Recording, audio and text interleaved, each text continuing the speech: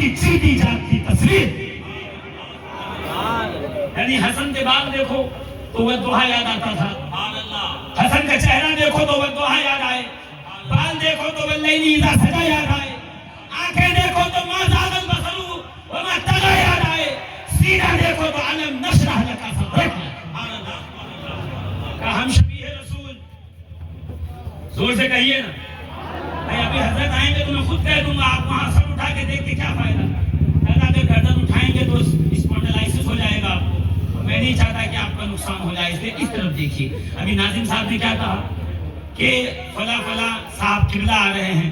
اس کا مطلب یہ ہے کہ جب تک میں یہاں بیٹھا ہوں تو قبلہ یہی ہے, اور قبلے سے منہ نہ پھیری. توجہ یہاں بنا کے رکھیں. عزیزان محترم, کیا فرمایا میرے آقا علیہ السلام نے؟ میری نسل کو علی کی پشت رکھا گیا. حسن و حسین, حسن کے بیٹے حسن مثنی. آگرہ والوں, اس زمین کو محبت سے پہچانا جاتا ہے. میں چاہتا ہوں آج کے جلسے کے بعد اس زمین کو حقیقی محبت سے پہچانا جائے کہ عاشقان رسول جہاں جمع ہوتے ہیں اپنے وجود کے احساس سے لوگوں کی مشام جان کو معطر کرتے چلے جاتے ہیں. عاشقوں غور کیجئے گا, نسبت مٹی پیروں کے نیچے کی مٹی کا یہ کمال ہے, نبی کی نالین کا یہ کمال ہے. آؤ ذرا حسنین کا کمال دیکھیں. حسن کے بیٹے حسن مثنی کے بیٹے عبداللہ محض کے بیٹے سیدنا موسیٰ الجان. عبداللہ محض کون ہے؟ نام نہیں جانتے سے عبداللہ محض کون ہے؟ سیدنا عمر ابن عبدالعزیز کا زمانہ ہے. علامہ ابن کثیر البدایہ والنہایہ میں لکھا ہے 7 سال کی عمر ہے. عمر ابن عبدالعزیز رحمۃ اللہ تعالیٰ رضی اللہ تعالیٰ عنہ سے کہا یہ میرا کام ہے, کر دیجئے. انہوں نے وہ کام کر دیا جو کی حاجت پوری کی. جب جانے لگے تو سفید داڑھی والے بزرگ عمر ابن عبدالعزیز شمار کیا جائے تو دوڑ کے آئے, ہاتھ پکڑنے کے بعد سینے سے لگا کے ایک 60 سال کا بزرگ سفید داڑھی والا, جس کی داڑھی میں اکثر سفیدی آ گئی ہو, بڑھاپے کے قریب جا رہا ہے, وہ ایک 7 سال کے بچے کا ہاتھ پکڑ کے کہتا ہے پہلے وعدہ کرو قیامت میں میری شفاعت کرو گے. امام حسن مثنی نے کے بیٹے کے پوتے حضرت سیدنا موسیٰ الجان نے وعدہ کر لیا, چلے گئے. کچھ لوگوں نے کہا اتنی بزرگی کے باوجود, عبادت کے باوجود, حکومت کے باوجود, عدل کے باوجود, انصاف کے باوجود, نیکی کے باوجود, سود و تقوی کے باوجود بھی آپ 7 سال کے بچے سے یہ التجا کر رہے ہیں میری شفاعت کرنا. آخر کیوں؟ تو پلٹ کر سیدنا عمر ابن عبدالعزیز نے فرمایا سنو, اس لیے یہ نبی کے گھرانے سے ہے اور قیامت میں یہی گھرانہ ہے جو سب کی شفاعت کرائے. یہ کس کا؟ عمر ابن عبدالعزیز کا. باتیں تو میرے سامنے بہت ساری ہیں. سرکار فاروق اعظم, سرکار صدیق اکبر, سرکار عثمان غنی, سیدنا ابو ہریرہ, امت کا پہلا محدث, مسجد نبوی کے صحن میں ہو, امام حسین آئے کہ شہزادہ رسول کرتا اٹھاؤ. امام حسن نے کرتا اٹھایا, اٹھا کے جیسے ہی ناف کھلی, سیدنا ابو ہریرہ نے ناف کو بوسہ دیا, بوسہ دے کے پیچھے ہٹے. کچھ لوگوں نے پوچھا یہ کیا بات تھی, آخرکار ایسے کیوں کیا؟ حضرت ابو ہریرہ فرماتے ہیں خدا کی قسم میں نے رسول اللہ کو بارہا امام حسن و حسین کے ساتھ ایسے کرتا دیکھا ہے, اس لیے میں نبی کی سنت پہ عمل کرتا. نسبتوں کا فیضان دیکھو کتنا بلند ہوتا ہے نا. حسن کے بیٹے حسن مثنی, حسن مثنی کے بیٹے عبداللہ محض, عبداللہ محض کے بیٹے موسیٰ دون, موسیٰ دون کے بیٹے عبداللہ ثانی, عبداللہ ثانی کے بیٹے موسیٰ ثانی, موسیٰ ثانی کے بیٹے داؤد الامین, داؤد الامین کے بیٹے سید یحییٰ, یحییٰ کے بیٹے سید زاہد, سید زاہد کے بیٹے عبداللہ ثالث, عبداللہ ثالث کا بیٹا ابو صالح موسیٰ جنگی دوست, ابو صالح موسیٰ جنگی دوست کا بیٹا پیر میرا شہباز لامکانی سیدنا شیخ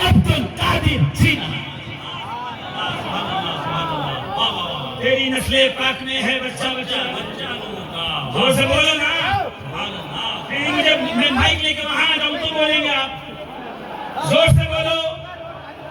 پھر سے سنو امام حسین کے بیٹے زین العابدین کے بیٹے محمد باقر کے بیٹے جعفر صادق کے بیٹے موسیٰ کاظم کے بیٹے سید ابراہیم کے بیٹے سید ادریس کے بیٹے سید عزیز الدین کے بیٹے سید محمد کے بیٹے احمد کے بیٹے محمود کے بیٹے عبد الکریم کے بیٹے عبداللہ کے بیٹے عبد الرحمن کے بیٹے سید سراج الدین کا بیٹا قطب وقت سید غیاث الدین کا بیٹا حسن معین الدین چشتی غریب النواز. تیری نسل پاک میں بچہ تو ہے نور تیرا میرے آقا فرماتے رائد فی الجنہ درجۃ جعفر ابن ابی طالب افضل من درجۃ سعید ابن حارثہ.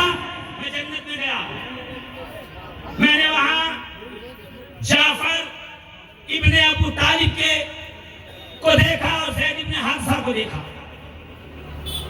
جعفر کا درجہ بلند تھا, جنت میں زید کا کم تھا. رسول نے کہا مجھے تعجب ہوا, جنگ ایک, شہید ایک, جنگ میں موت کی وجہ ایک, سبب ایک, کہ درجہ الگ الگ کیوں؟ آپ کہو گے جعفر چونکہ رسول اللہ کے بھائی تھے اس کے لیے. تو میں سنو ادھر دیکھو, جناب زید ابن حارثہ کون ہے پتہ ہے؟ انہیں حکیم ابن حزام نے خریدا, اپنی پھوپھی سیدہ خدیجہ الکبریٰ کو تحفے میں دیا. سیدہ خدیجہ نے رسول اللہ کو تحفے میں دیا. رسول کے پاس زید غلام بن کے آئے, نبی نے سر پہ ہاتھ رکھا, دعائیں دی, آزاد کیا. زید جاؤ. زید نے قدموں کو پکڑ کے کہا یا رسول اللہ, جس کو آپ جیسا آقا ملے وہ آزادی نہیں چاہتا, وہ تیرے رسول کی غلامی چاہتا.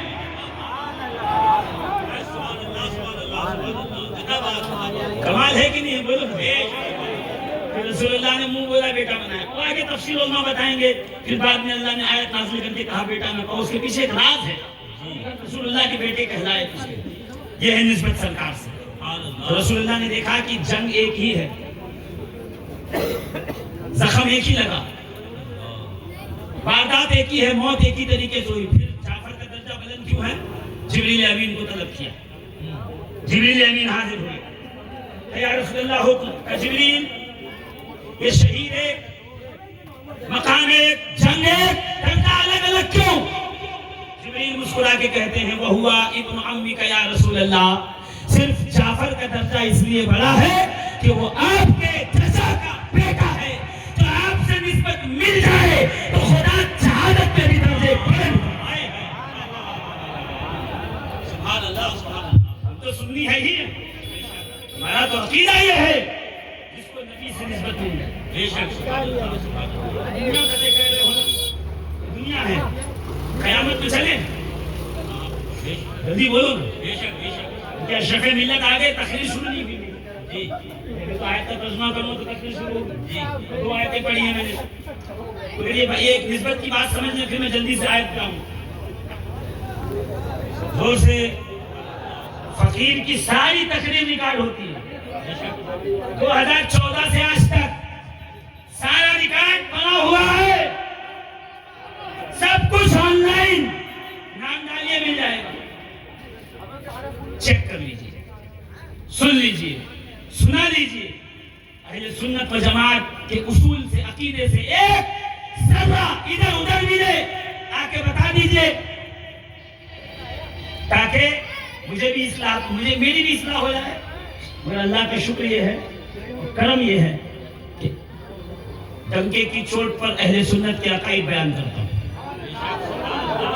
زور سے, اس لیے کہ شفیق القادری نے اپنی بات کبھی نہیں کی. جب بھی کی یا تو خدا کی بات کی, یا تو مصطفیٰ سے بات کی, یا تو صحابہ کی بات کی, یا تو تابعین و تبع تابعین کی بات کی, یا اپنے ائمہ مجددین و مجتہدین کی بات ہے، اپنا کچھ نہیں، جو کچھ ہے سب بڑے لوگوں کا ہے، اس لیے کہ ہم تو مصطفیٰ کریم کے مال کے،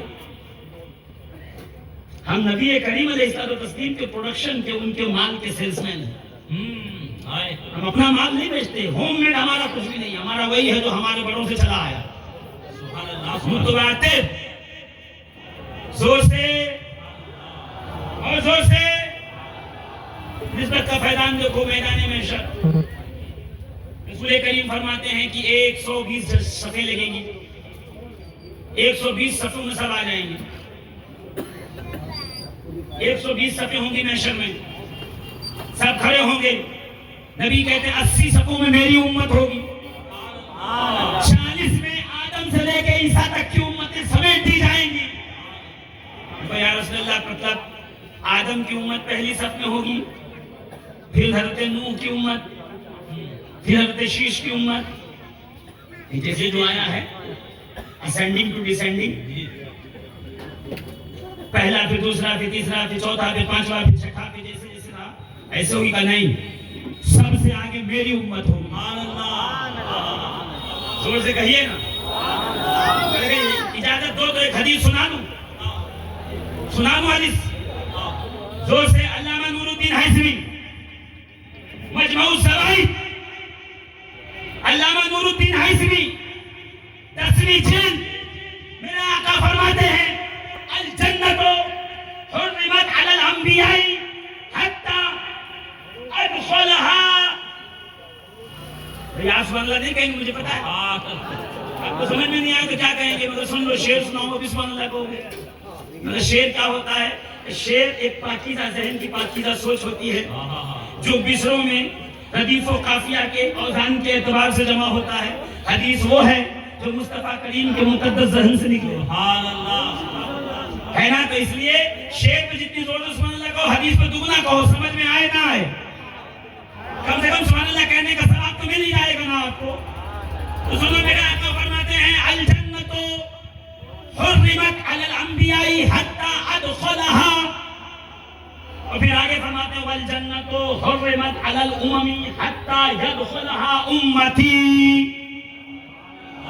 اب میں ترجمہ سناؤں گا، میں دیکھوں گا مجمع کتنی روز سبحان اللہ کہتا ہے۔ میرا آقا صلی اللہ تعالیٰ علیہ وآلہ وسلم ارشاد فرماتے ہیں کہ جنت ہر نبی پر حرام ہے، کوئی داخل نہیں ہو سکتا جب تک کہ میں آمنہ کا لال جنت میں داخل نہ ہو جاؤں۔ میرا آقا نے کیا فرمایا؟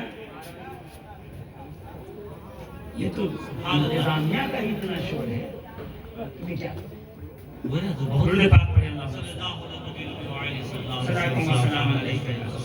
وسلم۔ نسبت والوں تھوڑی نسبت میں تھوڑی سی بات سنو، ارادہ کر لیا میں نے، اب آیت کا ترجمہ کر دوں گا، بس تقریر اس پہ کبھی زندگی رہی تو پھر ہوگی، ورنہ آن لائن جو ہے وہ دیکھ لیجئے گا، کہیں نہ کہیں مل جائے گی آپ کو۔ غور کیجئے کیا فرمایا میرے آقا نے، جنت تمام نبیوں پہ حرام ہے جب تک کہ میں جنت میں داخل نہ ہو جاؤں۔ سبحان اللہ۔ آگے فرماتے ہیں والجنت حرمت علی الامم، اور جنت حرام ہے تمام نبیوں کی امتوں پر جب تک کہ میری امت جنت میں داخل نہ ہو جائے۔ اپنی باری میں زور سے میری کی بات، سبحان اللہ، تو آواز زور سے نکلے گی، زور سے کہو نا، اور زور سے۔ یہ بات تو سمجھ میں آ گئی کہ میرے آقا امام الانبیاء، وجہ تخلیق کائنات، محبوب خدا، سمجھ میں آتی ہے کہ جب تک میرے آقا جنت میں نہ جائیں کوئی نبی جنت میں نہیں جا سکتا۔ مگر جو دوسرا جملہ ہے بس وہی سمجھ لو، بات ختم ہو جائے گی۔ میرے آقا نے کیا فرمایا؟ جنت تمام امتوں پہ حرام ہے جب تک میری امت نہ چلی جائے، یعنی آدم کی امت، شیش، نوح، اہلائل، مہلائل، اخنو، ابراہیم، اسماعیل، اسحاق، یعقوب، ایوب، یوسف، یحییٰ، زکریا، موسیٰ، عیسیٰ علیہم السلام۔ نہیں جا سکتی جب تک کہ ہم اور آپ جنت میں نہ چلے جائیں.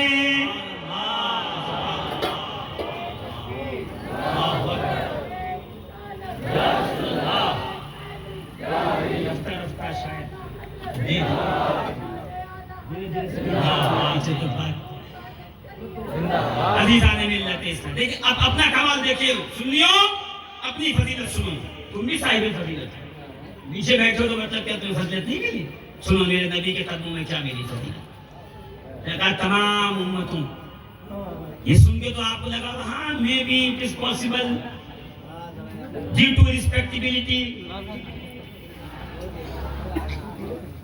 ڈیو ٹو شرافت ڈیو ٹو نسبت جا سکتے ہیں جنت میں مگر یہ سمجھ میں نہیں آ رہا ہے کہ آخرکار ہمیں ایک کمال کیا ہے.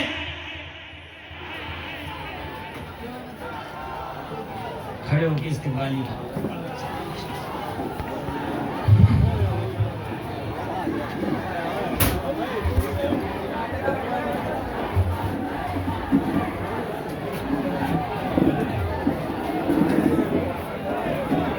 بیٹھے رہیں ڈسپلین کا مظاہرہ کریں آپ نمازوں میں